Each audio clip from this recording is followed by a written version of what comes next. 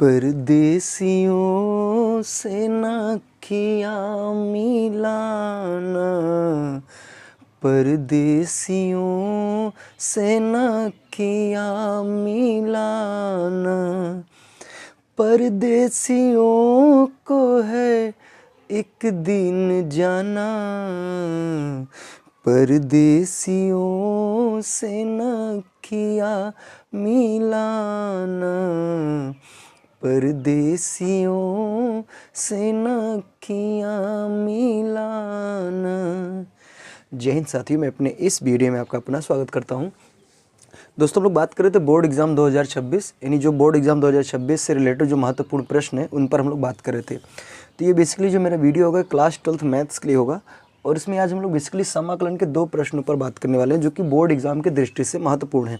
अगर हम इस प्रश्न की बात करें तो 2022 से लगातार ये बोर्ड एग्जाम में आ रहा है। जैसे 2022 में, 23 में, 24 में, 25 में लगातार ये प्रश्न पूछा जा रहा है। तो इस बार 100% जहाँ तक चांस है कि इस प्रश्न की संभावना फिर से बनेगी 2026 में भी आने का। उसी तरीके से जो प्रश्न इस तरह का भी प्रश्न जो है बोर्ड एग्जाम में हो जाता है, पूछा जाता है, और ये 2022, 23 और 24 में प्रश्न पूछा जा चुका है।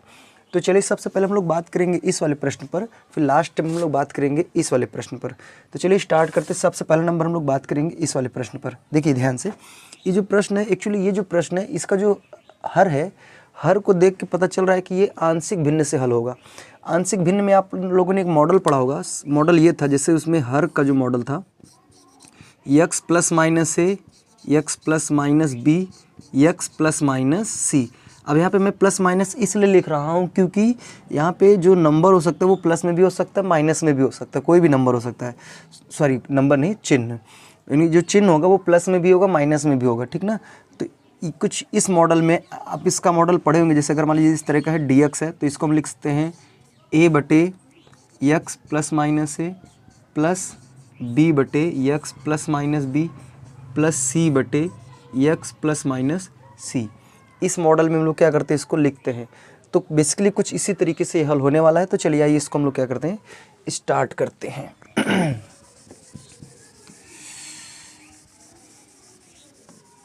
चलिए, तो सबसे पहला नंबर जो सवाल है इसमें आप लिखेंगे दिए गए सवाल में इसमें लिखेंगे आंशिक भिन्न में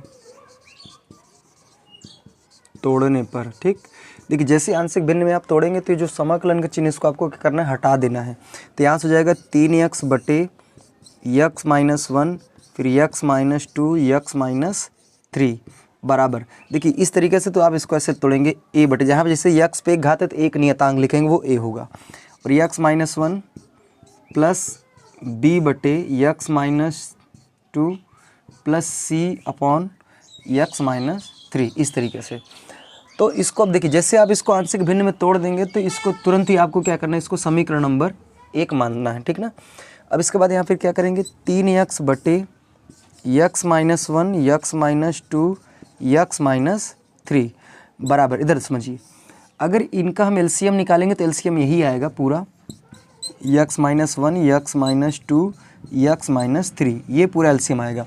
अब यहाँ पे x माइनस 1 है तो x माइनस 1 को हम छिपा लेंगे तो हमको ये 2 लोग दिखेंगे, तो इन दोनों लोग को गुणा इस a में करना। तो यहाँ से हो जाएगा a x minus 2, x minus 3, ठीक, प्लस अब b में यहाँ पे देख रहे हैं x माइनस 2 है तो इसको हम ढक लेंगे तो हमको ये 2 लोग दिखेंगे, इनका दोनों गुणा ऊपर करना है b में। तो हो जाएगा b x minus 1, x minus 3 plus, अब यहाँ प्लस का c, देखिए x माइनस 3 को हम छिपा लेंगे तो हमको ये 2 लोग दिखेंगे, इनका मल्टीप्लाई ऊपर करना है। तो यहाँ से हो जाएगा x माइनस 1 और x माइनस 2, ठीक। तो इसको फिर यहाँ से हम नीचे इसको कैंसिल करेंगे, कट जाएगा आपका। उसके बाद फिर यहाँ क्या बचेगा, 3x बराबर a, फिर x माइनस 2 और x minus 3 plus b x minus 1, x minus 3, ठीक, प्लस c, उसके बाद x माइनस 1, x माइनस 2। अब इसको तुरंत ही आपको क्या करना है, इसको समीकरण नंबर 2 दे देना है। अब एक बात ध्यान देना, आप लोगों ने अगर आंशिक भिन्न वाला चैप्टर पढ़ा होगा, टॉपिक पढ़ा होगा, तो उसमें आप लोगों ने बेसिकली 5 मॉडल पढ़े होंगे। तो उसमें कुछ ऐसे मॉडल थे जिसमें उसमें क्या क्या करना पड़ता था कि इसका अंदर मल्टीप्लाई करना पड़ता था, फिर ए बी बनाना पड़ता था, मतलब उसमें जैसे a प्लस बी इतना होगा, यानी यह गुणांकों की तुलना करनी पड़ती थी। तो अगर आपको मैं बता दूं, अगर आपने मॉडल पढ़ा होगा बढ़िया से, तो 5 मॉडल में जो पहला मॉडल है और जो तीसरा मॉडल, ये जो आपकी सवाल है ये तीसरे मॉडल पे है, ठीक। तो पहला मॉडल और तीसरा मॉडल में आपको यहाँ पे गुणांकों की तुलना वगैरह नहीं करना है, इसमें सीधा सीधा आपको यहाँ समीकरण नंबर 2 तक बनाना है। उसके बाद फिर आपको क्या करना है, यहाँ पे जैसे जो बटे में यहाँ पे जैसे x-1 है, x-2 है, x-3 है, इनको एक एक बार आपको क्या करना है, 0 के बराबर मानना है। यानी एक बार आपको x-1 बराबर 0 करना है, फिर x बराबर आपका 1 आएगा, एक बार आपको x-2 बराबर 0 करना है कि x-3 बराबर 0 करना है। मतलब यहाँ पे एक एक बार क्या करेंगे आप, 0 करेंगे। तो जैसे अगर इसको 0 के बराबर मानेंगे तो हमको a का मान पता चलेगा, b का मान पता चलेगा, c का मान पता चलेगा। फिर जब a b c का मान मालूम चल जाएगा, फिर इनको हम उठा के समीकरण इसी एक में रख देंगे, और एक में रखने के बाद इसका हम क्या करेंगे, समाकलन कर देंगे, तो आपका फाइनली आंसर आ जाएगा। तो चलिए आइए इसको हम देखते हैं, पहले 1 मिनट। चलिए ठीक है, तो हम लोग यहाँ पे क्या करेंगे, ये जो समीकरण नंबर 2 आपने बना रखा है, इसमें आप लिखेंगे, इसमें लिखेंगे माना x-1 बराबर हमने क्या माना 0, तो x बराबर क्या आ जाएगा 1। फिर लिखेंगे x बराबर 1 को समीकरण 2 में रखने पर, ठीक। तो समीकरण क्या करेंगे, 2 में रख देंगे, यानी 2 का मतलब यहाँ पे, तो यहाँ देखिए 3 गुणे x का मान कितना है 1 बराबर a। चलिए x माइनस, यानी x की जगह 1 - 2, फिर 1 - 3 प्लस b। चलिए x - 1 की जगह हम डायरेक्टली क्या रख देंगे 0, फिर उसके बाद x की जगह 1 - 3 प्लस c। फिर x - 1 की जगह हम डायरेक्टली 0 रखेंगे, फिर x की जगह 1 - 2, ठीक। 1 मिनट, ये नीचे ज़्यादा हो गया, 1 मिनट, दिख नहीं रहा होगा ना, इसको हम हल्का से ऊपर लिखते हैं। 1 मिनट, फिर से देखिए यहाँ पे जब हम x की जगह यानी 3 गुणे 1 बराबर a, फिर x की जगह 1 - 2, फिर यहाँ हो जाएगा 1 - 3 प्लस b। इस x - 1 की जगह हमने 0 मान रखा था, यहाँ 0 हो जाएगा, इंटू x की जगह 1 - 3, फिर प्लस c। x - 1 की जगह फिर 0 है, प्लस नहीं, इंटू 1 - 2। 1 मिनट, आप देखते हैं दिख रहा है कि नहीं। चलिए ठीक है, दिख रहा है। तो यहाँ से ये क्या हो रहा है, दिख रहा है। तो एक बात समझिए, देखिए यहाँ पे b, उसके बाद गुणे में 0, यानी 0 का मतलब ये पूरे जो इतना है, इस पूरे को क्या करेगा 0 करेगा, और इधर इनको पूरे को क्या करेगा 0 कर देगा। तो सबसे पहला नंबर आप लोग इसका स्क्रीनशॉट लीजिए, ठीक है। चलो उम्मीद करूँगा स्क्रीनशॉट आपने लिया होगा। अब इसको हम क्या करेंगे, मिटा देंगे।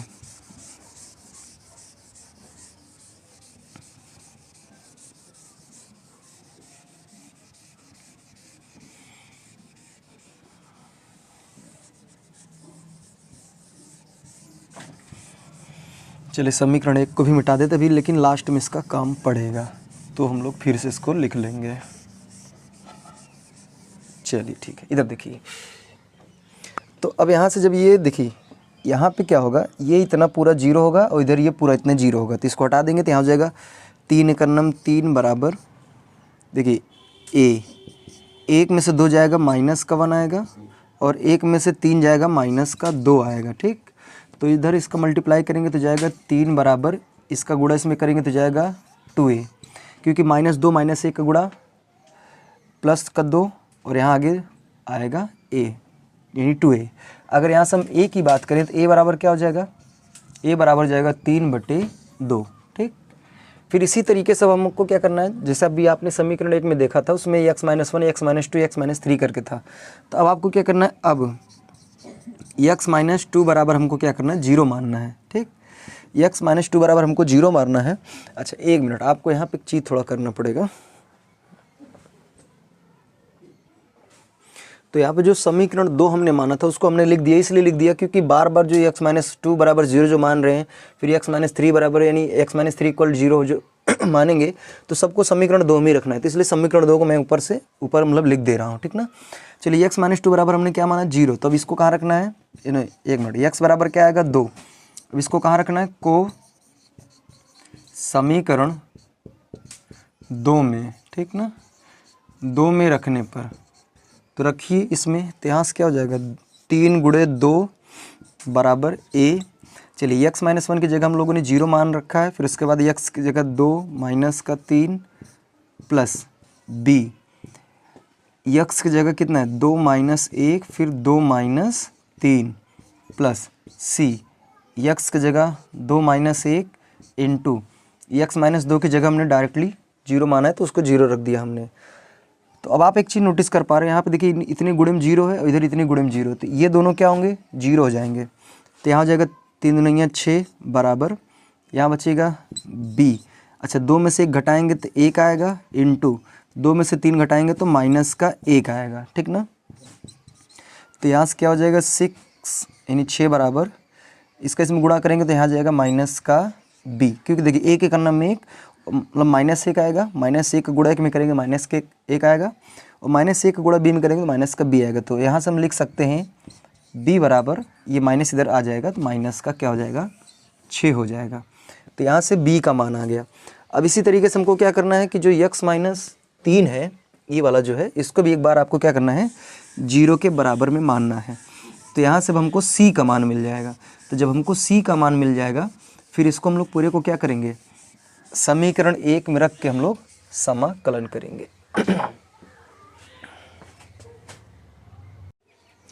तो चलिए अब हम लोग क्या करेंगे, x माइनस लिखेंगे, अब x माइनस 3 बराबर 0 मानेंगे, उसके बाद x बराबर क्या हो जाएगा 3, क्योंकि इसको उठा उधर भेजेंगे प्लस का 3 हो जाएगा।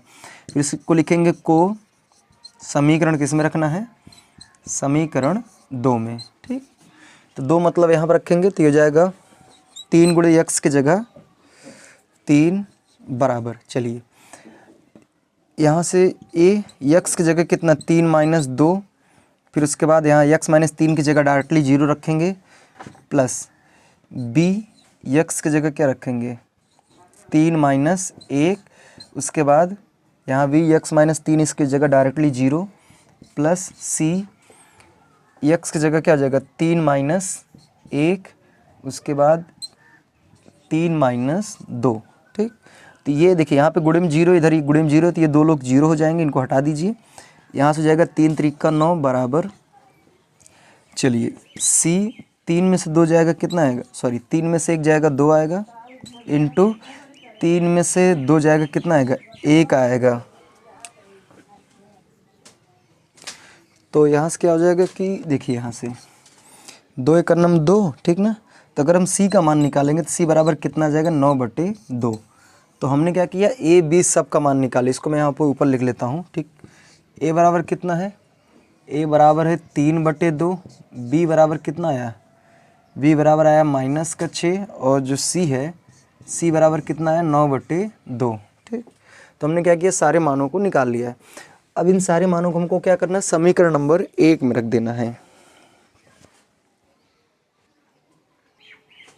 तो चलिए अब हम लोग क्या करेंगे, जो a और b है, a b c तीनों के जो मान है उनको समीकरण नंबर 1 में रख के क्या करना है समाकलन करना है। तो यहाँ आप लिखेंगे a, b तथा c का मान समीकरण 1 में रख कर क्या करना है समाकलन करने पर, ठीक। तो समीकरण 1 में रख के क्या करेंगे समाकलन करेंगे।